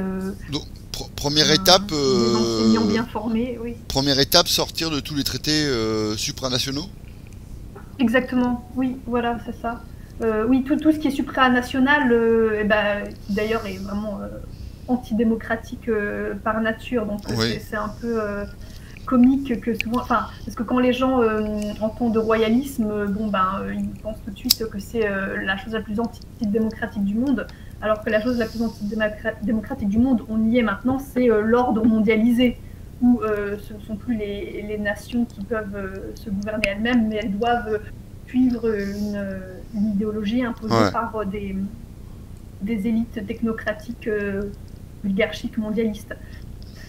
Donc oui, ça c'est la première étape. Et une fois que la France sera restaurée dans sa souveraineté, après, bon, il y a le truc, c'est qu'il y aura toujours des tensions. Enfin, je pense, pour moi, c'est même l'ADN de la France que d'avoir cette diversité de régions, cette diversité même de territoires. Hein, je ne sais plus qui disait, mais c'est classique, mais c'est-à-dire partir de la géographie. C'est-à-dire que, contrairement à d'autres pays européens, la France déjà a plusieurs climats, plusieurs paysages dans son territoire, et donc et plusieurs anthropologies. Donc là, je renvoie à nouveau à la lecture d'Emmanuel Todd. Donc tout ce qui est héritage égalitariste, révolutionnaire, on ne pourra pas. Enfin, d'ailleurs, personnellement, je n'ai pas, même si j'ai une forte préférence pour l'Ancien Régime, parce que ça me paraît quelque chose de sain que les ordres que les corporations de métier soient organisées afin de pouvoir se défendre, se développer et arriver à des niveaux d'excellence tels que la France l'a fait avec tous ses génies, et que je veux aussi mettre en avant l'aspect religieux dans cette quête de la vérité, mais je n'ai pas non plus une haine forcenée de la France révolutionnaire, parce que malheureusement c'est aussi la France, et que quand on pense qu'à un moment donné la France a été quasiment 30% protestante, donc c'est, comment dire, je le regrette, et quelque part je trouve ça horrible, mais ça fait partie de nous malheureusement, donc il faut aussi l'accepter et voir qu'il y aura toujours cette menace, enfin ce penchant, cette tendance à aller vers l'argent, vers l'échange, vers le do ut des, et donc vers la mentalité contractuelle, qui est donc celle des pays anglo-saxons. Donc malheureusement ou heureusement, parce que c'est ça qui fait notre génie aussi, la France vit dans cette tension et vit dans ces contrastes très forts. Donc malheureusement, voilà, la France révolutionnaire, c'est aussi la France, mais c'est pas la France que je préfère. Et je pense que en tout cas, moi, j'ai envie de vivre dans la France périphérique, la France enracinée, tout simplement. Ok. Tu m'évoques deux questions que je vais te poser tout de suite. Tu vas y répondre dans l'ordre que tu veux. La première chose, tu as évoqué l'égalitarisme. Qu'est-ce que l'égalitarisme t'évoque? C'est une bonne chose, c'est une mauvaise chose? Pourquoi ça serait une bonne chose ou pourquoi ça serait une mauvaise chose? Et deuxièmement, le protestantisme, quel est le problème avec cette confession? C'est quand même très vaste, hein, mais... Non, mais après, tu y réponds comme tu veux, tu n'as pas besoin de donner des réponses définitives, ça peut être des pistes de réflexion dessus. Bien sûr. Merci, Mardo. Donc, l'égalitarisme, une perversion de l'égalité, puisque l'égalité, c'est un... Je crois en l'égalité des hommes devant Dieu, puisque Dieu nous a tous créés, nous a tous voulu infiniment, aimé infiniment, désiré infiniment, donc il nous aime tous autant les uns que les autres, donc il n'y a aucun problème là-dessus. Mais nous sommes tous uniques, et c'est ça qui est merveilleux. Et donc nous sommes tous différents, donc nous sommes égaux en tant que créatures de Dieu, mais nous ne sommes pas substituables, interchangeables, et nous ne sommes pas des, comment on dit, tabula rasa, des blank slate, des pages blanches, des pages vierges, sur lesquelles on peut écrire ce qu'on veut. Nous avons des ancêtres, des territoires que nous avons fréquentés, des paysages que nous avons vus, des églises dans lesquelles nous sommes entrés, des petites rues que nous avons dessinées. Non, on ne dit pas comme ça, mais on va dire, nous avons marché dans des petites rues et donc, nous n'arrivons pas, alors en plus, a fortiori à l'âge adulte, mais même petit, hein, avec des qualités et des aptitudes qui peuvent se redistribuer comme... Et ça, c'est le grand mensonge pour moi du développement personnel, quoi. C'est-à-dire que, bon, évidemment, de toute façon, ce n'est qu'un grand business, hein, à la base, donc... on ne peut pas en attendre de la vérité, mais c'est-à-dire le fait que je peux juste m'improviser ceci, m'improviser cela, non, mais alors pour autant, ça ne veut pas dire qu'on n'a que des conditionnements purement bourdieusiens, sociologiques, puisque déjà parce que la grâce peut nous toucher, donc tout est possible, et moi-même, enfin je suis... comment dire, moi j'ai réalisé mes rêves plus d'une fois, enfin donc quand j'ai quitté l'Italie à 7 ans, donc après je n'ai plus fait de gymnastique rythmique parce que en France c'est pas un sport si populaire, et là où j'ai grandi il n'y avait pas de club, en tout cas donc mes parents n'ont pas pu m'inscrire, et ça a été une grande déception. Et là dans ma vie adulte, alors que si vous connaissez un peu la gymnastique rythmique, vous savez que c'est quand même assez dur pour le corps, et bon, techniquement, hein, on ne peut pas à 32 ans faire ce qu'on faisait à 16 ans et c'est normal et il n'y a pas de problème. Mais je me suis investie là-dedans du point de vue du sport communautaire et je suis devenue il y a quelques semaines instructrice certifiée en gymnastique rythmique niveau 1. Donc c'est magnifique, c'est-à-dire que donc quelque part, enfin on va dire, si vous voulez, il y a une partie du développement personnel qui dit vrai quand il dit que tout est possible et que vos rêves peuvent se réaliser, puisque je suis la preuve vivante et je vis mes rêves et je les réalise. Mais donc ça dépend qu'est-ce qu'on entend exactement par là et où on veut en venir. Mais si c'est pour niveler l'ensemble de la société sur un micro-dénominateur commun, enfin, qui nous diminue, où en fait, à la fois l'individu, bon, alors, en fait, même, il faudrait remettre en question ces notions même hein, de société et d'individu. Alors, bon, pour ça, je renvoie à Olivier Rey, dans sa dernière conférence au Cercle Aristote, l'idolâtrie de la vie. Il a fait un rappel d'une précédente conférence qui explique que la société, c'est le résultat de la somme d'individus, donc ça suppose que l'individu préexiste et qu'on les met ensemble et que ça forme une société, tandis que de la façon ancienne de penser, c'était plutôt le contraire, c'est-à-dire qu'on a une communauté au départ, et puis on divise jusqu'à ce qu'on ne puisse plus diviser, et on arrive à l'atome, traduit individu en latin, qui serait mais bon, moi je préfère la personne humaine, si vous voulez, de Saint-Augustin, clairement, à l'individu libéral, hein, évidemment. Mais bon, ne nous écartons pas trop, parce que déjà, je pars dans tous les sens, n'est-ce pas C'est donc, pas du tout je pense grave. Que l'égalitarisme est extrêmement néfaste, mais parce qu'il est basé sur ce mensonge de la page vierge, que serait chaque être humain à la naissance et a fortiori à 18 ans. Et qu'on pourrait donc se reconstituer, se recomposer, même cette idée, par exemple, de la notion de famille recomposée. Non, il n'y a pas de famille recomposée, il y a des familles décomposées. Donc, c'est très néfaste, à la fois pour la communauté et pour la personne humaine. Donc, je pense qu'on n'a rien à gagner et c'est un dogme qui est imposé pour faire avancer des agendas mondialistes, mais bon, ça, il y a plein de personnes qui en parlent sur YouTube in extenso.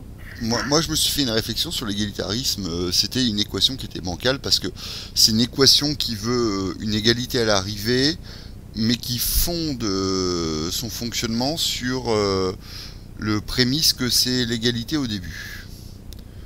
Et du coup, ça peut pas marcher. Souhaitable, en fait. Ni exact. Oui. Enfin, non seulement ça ne peut pas marcher, mais c'est pas du tout souhaitable parce que dans la société, c'est comme dans le corps humain. Enfin, on va dire si on prend la métaphore du corps social. Donc, le corps humain, les cellules du cœur, il faut qu'elles fassent leur boulot de cœur. Les cellules du foie, il faut qu'elles fassent ce que fait le foie. Donc, dans la société, on a besoin de paysans.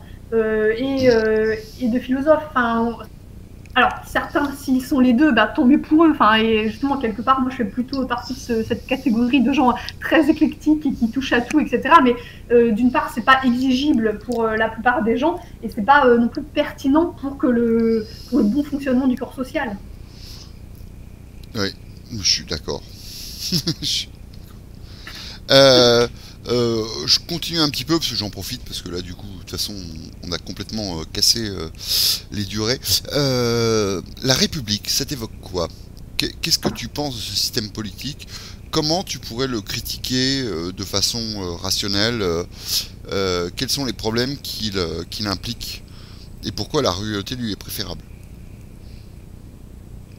Bon, là aussi, je ne sais pas si j'irai jusqu'au fond de la question, certainement pas, mais aujourd'hui, ce qui est très clair, c'est que la République, elle est invoquée pour remplacer la France. Enfin, donc ça fait partie des multiples grands remplacements auxquels on assiste. C'est qu'on enlève la France et on lui substitue la République.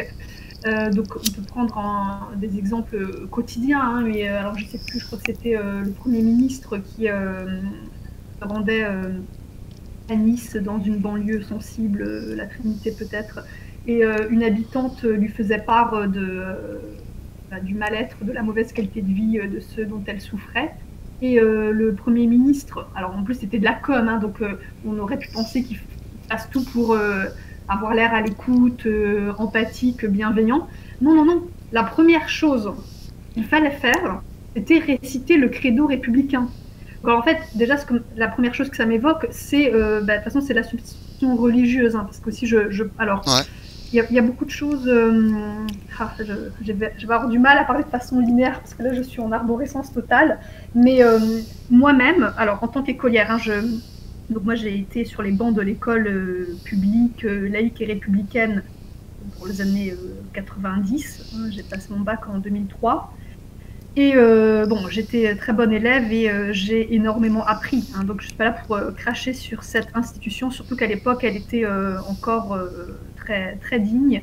Mais je pense notamment parce que j'avais des enseignants, par exemple, plus âgés que mes parents. Et donc clairement, c'est des gens qui ont été formés avant 68. Donc je pense que j'ai grandement bénéficié de ça. Fermons la parenthèse. Mais en tout cas, donc malgré, je pense quand même que grâce à cette école, j'ai une petite base de culture classique, par exemple, donc j'ai énormément de gratitude par rapport à ça. Mais je sais qu'il y a un paradigme qui était totalement faux, dont je me suis débarrassée il n'y a pas très longtemps. C'est qu'en fait, c'est comme une inversion entre entre le cœur et la périphérie, entre la norme et la marge. C'est-à-dire que dans cette idée républicaine, évidemment, qui a vocation à être transmise par l'école républicaine, en grande partie comme institution quasiment cardinale et principale, on aurait comme cette illusion que la République serait ce qui est normal, ce qui est neutre, etc. Et bon, après, sinon, c'est vrai, il y a des gens, ils sont religieux, ils ont une religion. Bon, écoutez, on est tolérant, il n'y a pas de problème. Mais bon, c'est comme un truc un peu bizarre, quoi, un peu spécial. Ça c'est un comportement marginal, en fait. Voilà, mais le truc normal, voilà, c'est cette République laïque, etc. Et en fait, c'est juste faux, mais c'est pas une question de bien ou de mal, hein, c'est juste que c'est faux historiquement et conceptuellement. Donc par exemple l'exemple qui m'a sauté aux yeux récemment parce que ça me concernait, vu que je vais recevoir le baptême et que dans quelques mois je vais me marier, c'est que par exemple l'état civil avec l'acte de naissance et le mariage civil, donc quand on se marie civilement, après le mariage est mentionné, il est reporté sur l'acte de naissance. Voilà, et donc cet état civil date de la Révolution française. Mais en fait, le pendant religieux, il préexistait et non pas l'inverse. C'est-à-dire, bon, évidemment, aujourd'hui, désormais et en République, le prêtre nous l'a rappelé, il faut d'abord être marié civilement pour pouvoir se marier religieusement. Donc, de facto, si vous voulez, le mariage religieux est subordonné au mariage civil, enfin, de facto et de iuris. Mais on va dire, à l'échelle de l'humanité en général et de la France en particulier, il est évident que le mariage religieux a existé avant le mariage civil. Et que de toute façon, qu'une société humaine, bon, ça, n'importe quel anthropologue peut vous le confirmer, il apparaît avec une religion, elle n'apparaît pas avec une république. Donc, si vous voulez, il y a juste de remettre les choses à l'endroit, hein, sans pour autant. Enfin, d'ailleurs, ça ne veut pas dire qu'après on est forcément royaliste convaincu, mais de voir qu'est-ce qui est normal ou qu'est-ce qui est la base de quoi et qu'est-ce qui est le fondement de quoi. Eh bien, j'ai quand même l'impression que l'éducation républicaine que j'ai reçue m'a quand même induit une sorte d'illusion et de conditionnement qui est simplement faux. Après, je ne vais pas aller jusqu'à dire que c'est diabolique ou que mais c'est juste inexact. Donc, c'était quoi ta question déjà? Ce que tu pensais de la République et de l'égalitarisme. Ah oui, et qu'est-ce que ça m'évoquait? Pour l'égalitarisme, j'ai répondu par oui, non, pardon, c'est République, ma dernière question. Mais, oui, alors, et le credo républicain, voilà, alors, pour terminer l'anecdote du Premier ministre qui va avoir une habitante qui souffre de ce qui se passe dans son quartier sensible, eh bien, en fait, c'est-à-dire que toute démarche, enfin même pas politique, mais même humaine, c'est-à-dire de bien vouloir accueillir la parole de cette citoyenne, était conditionnée au fait de professer sa foi dans la religion républicaine.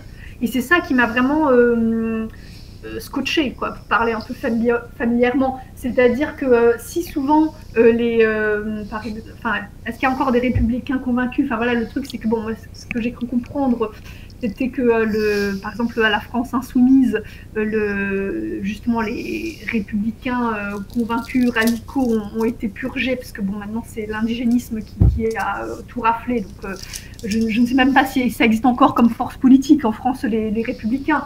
Bon, oui, je sais, il y a le parti Les Républicains, mais bon, alors là, pareil, en fait, il y a certaines individualités qui me plaisent dans ce parti, il n'y a aucun problème avec ça.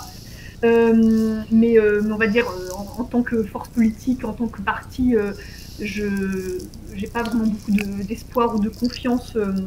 Est-ce que tu votes? Pareil. Ah ouais, bonne question. J'ai voté jusqu'à récemment.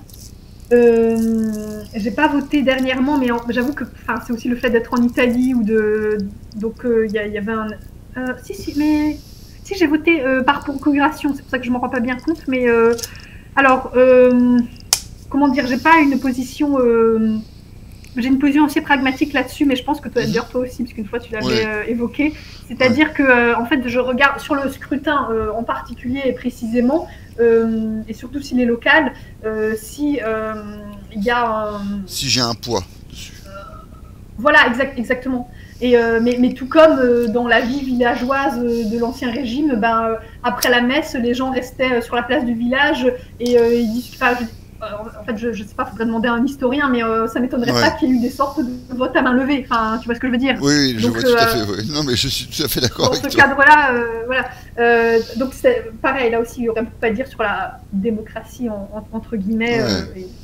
Ne parlons pas de direct. Oui, et est-ce que tu es d'accord pour dire que les royalistes ne sont pas opposés à la démocratie, sont juste opposés à la République? Oui, et puis même la République, parce que ça dépend aussi quel contenant on en met. Alors, tout comme aussi même la royauté française, elle a eu aussi des périodes plus lumineuses que d'autres. Donc en fait, je suis prête à concéder ça même pour la République, parce que quand je vois que donc il faut professer son credo républicain, donc en fait, en gros, il fallait que cette citoyenne, je parle avec les mots de la République, avant qu'elle puisse se plaindre du fait qu'il y avait des dealers en bas de chez elle, des gens qui faisaient des rodéos, etc. Bon, alors que quand même, ça me paraît quand même assez grave et assez urgent, et quand un responsable politique vienne s'intéresser à elle, on pourrait comprendre qu'elle fasse part de son mal-être. Avant qu'elle puisse dire ça, il fallait d'abord qu'elle dise « je suis républicaine ». Mais je vous jure, on pourrait même retrouver l'extrait vidéo. Il y a Jean Castex qui commence par lui dire « attendez, alors madame, d'abord madame, vous êtes républicaine, n'est-ce pas ?» Donc en fait, là, on voit qu'il y a vraiment un dogmatisme, enfin une forme vraiment très très dure et où la forme clairement l'emporte sur le fond dans la République d'aujourd'hui. Et alors, je ne veux pas forcément présumer et dire que toute l'histoire républicaine a été aussi absurde, aussi aberrante et aussi extrémiste. Donc si vous voulez, comme j'ai la vision un peu par palier, comme j'ai dit avant, si on il y a un côté aussi où ça dépend qu'est-ce qu'on met dans la République. Et puis, est-ce que la République est vraiment française? Parce que bon, alors, là, on peut dire les deux choses. C'est-à-dire qu'en fait, le projet initial, c'est la République universelle. Donc, ça montre bien qu'en fait, la priorité n'est pas qu'elle soit française. Donc, effectivement, si vous voulez, ça me pose problème dès sa conception, et c'est pour ça que je suis royaliste. Mais entre-temps, les années passent et les siècles passent, et on ne peut pas mettre tout à la même enseigne. C'est-à-dire que ça serait un manque de discernement, et ça serait une forme d'aplatissement et d'aveuglement que de penser que toutes les périodes républicaines se sont values. Voilà, il faut dénoncer aussi le relativisme, justement, comme de penser que toutes les périodes de la royauté française se sont values, parce que c'est pas vrai non plus. Ouais. Je te propose qu'on mette fin à l'entretien. Et je commence à avoir faim. Ouais, Même si bon alors là il est midi et quart pour nos auditeurs, hein. On est à 1h42 d'entretien.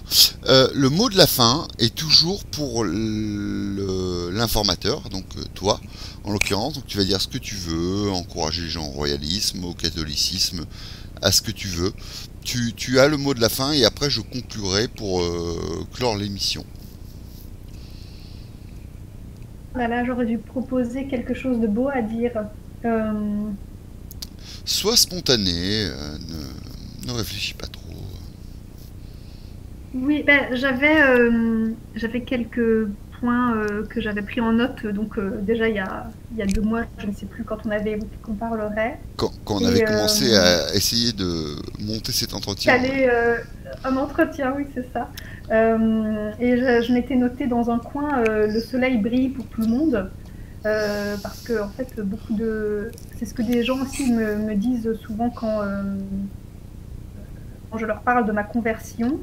Et absolument, de toute façon, Dieu est là pour tout le monde et il vous attend à bras ouverts. Et c'est juste à nous de répondre. C'est à nous de répondre à son appel. Mais évidemment que Dieu est là pour nous tous, chacun de nous, et il nous aime infiniment. Il a une très grande miséricorde. Et ce parallèle, là je vais redescendre à la politique plus humaine. Je l'avais trouvé par rapport au capitalisme et à la virilité, parce que je suis arrivée beaucoup dans la politisation aussi par la question de la virilité, au cercle Aristote notamment. C'est que, en fait, un capitaliste bien inspiré, eh bien, il construirait un toit immense qui recouvrirait toute la terre.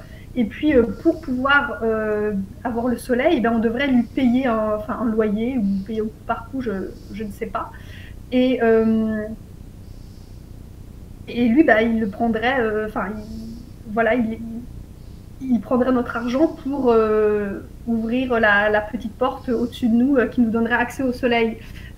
Donc en fait, on voit un peu la logique de la privatisation, mais c'est que quand on est dans un système capitaliste, bah, tout est prétexte, tout est bon à faire de l'argent, hein, puisqu'il n'y a pas de... Oui, c'est l'alpha et l'oméga, l'argent. Voilà, il n'y a pas de morale, c'est juste que si quelqu'un trouve un moyen de faire de l'argent, bah, il le fait, et entre-temps, le fait que ça prive les gens de quelque chose de humain et de basique, bah, ça ne rentre pas en compte. Alors que, donc c'est là où je ne vais pas développer parce que c'est le mot de la fin, mais bon, je renverrai à la notion des communs, qu'on trouve beaucoup à gauche, hein, qui est très investi à gauche, et j'y ai participé un peu aussi, mais qui en fait concrètement étaient pratiqués sous l'Ancien Régime et ont été cassés par la Révolution, justement. Donc là, on revient un peu à l'alliance. Bon, alors peut-être j'aurais pas dû parler de la virilité, parce que ça m'ouvre encore une énième parenthèse, mais en fait, c'est que de nos jours, c'est ça aussi qui a accéléré ma politisation, c'est que, comme vous aurez remarqué dans le monde moderne, et a fortiori post-moderne, les relations entre les hommes et les femmes sont devenues très très mauvaises, et la virilité a presque une connotation négative, alors qu'en fait, si on remonte aux racines de notre civilisation, donc grecque, c'est une qualité, c'est une vertu. Autant la masculinité, on peut en discuter, c'est-à-dire que oui, c'est ni bien ni mal, c'est bon que quelque chose soit masculin, peu importe, en fait, on peut aimer ou ne pas aimer, mais la virilité, c'est par définition une qualité. Donc on ne peut pas dire que ça pose problème, parce que justement c'est une solution. Et ce que je voulais dire, c'est qu'en fait, en tout cas chez l'homme français, et pas forcément chez tout le monde, mais c'est comme le soleil qui brille, c'est-à-dire que c'est naturel. Et c'est juste qu'il y a des gens, et que donc j'assimile aux capitalistes, qui veulent, pour pouvoir créer des marchés artificiels, brider cela. Et donc après, ça génère tout un marché. Par exemple, au Canada, c'est le cas, c'est-à-dire que maintenant vous avez des femmes de 40 ans qui ont plein d'argent et qui payent des séjours au soleil pour aller dans les Caraïbes ou en Amérique latine et pour retrouver un peu de virilité. Donc vous imaginez bien que les tour opérateurs de ce business sont tout à fait ravis de ça. Ils ont pu créer un marché en bridant et en brimant la virilité selon le même concept que j'ai essayé d'expliquer avec le toit qui recouvrirait la Terre entière et qu'il faudrait payer pour avoir accès au soleil. Je ne sais pas si ta métaphore sera parfaitement comprise. Est-ce que c'est ton mot de la fin? Ou est-ce que tu veux dire autre chose? Oui, bah, c'est que le soleil brille pour tout le monde. Ok. À la fois à l'indicatif et au subjonctif. Du coup, je remercie tous les auditeurs qui auront écouté cette émission jusqu'au bout. Elle était très longue. J'ai pris énormément de plaisir à interviewer Marianne. J'aimerais bien d'ailleurs la réinterviewer parce que je pense qu'on n'en a même pas effleuré le début. Le quart de la moitié. Ouais, voilà. Et n'hésitez pas en commentaire si vous pensez qu'il faudrait en refaire une autre. Je pense que Marianne se pliera volontairement à cet exercice dans quelques mois, hein, parce que vu la difficulté qu'on a pour organiser. Bref, merci à tous. À bientôt pour un nouveau Trajectoire Royaliste. Et soyez royalistes. Et arrêtez de vous faire duper par la République. Merci à tous. Merci. Au revoir. Au revoir.